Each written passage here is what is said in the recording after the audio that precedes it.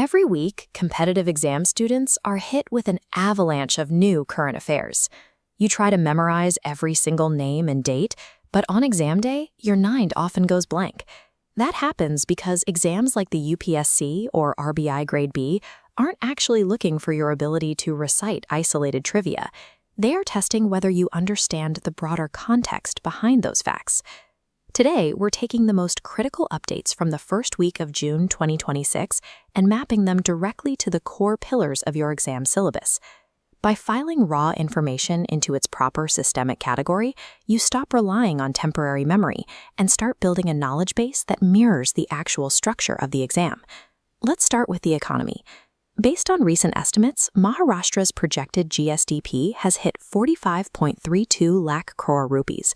As this chart shows, that single state generates over 13% of India's entire economic output.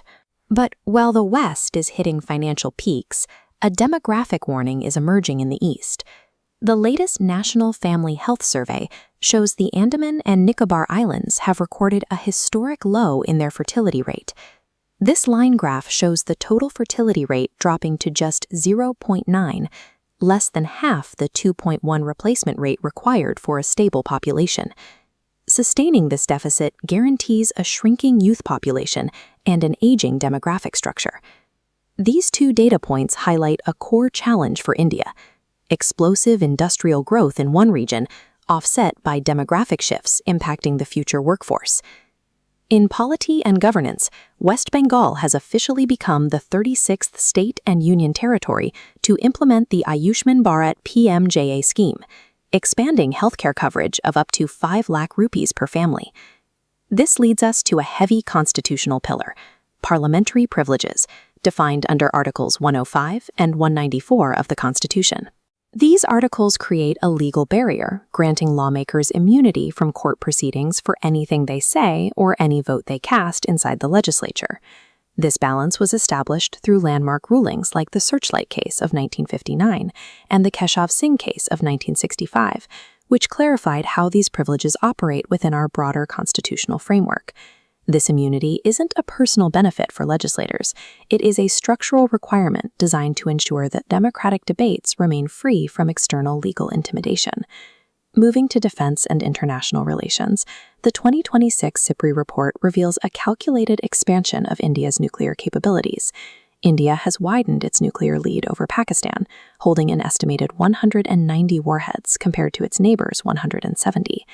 This expansion is supported by a $92.1 billion defense budget, including significant investments in long-range missile systems. SIPRI researchers but these investments in long-range deterrence indicate India's nuclear planning is increasingly looking beyond its regional rivalry with Pakistan to address strategic challenges from China.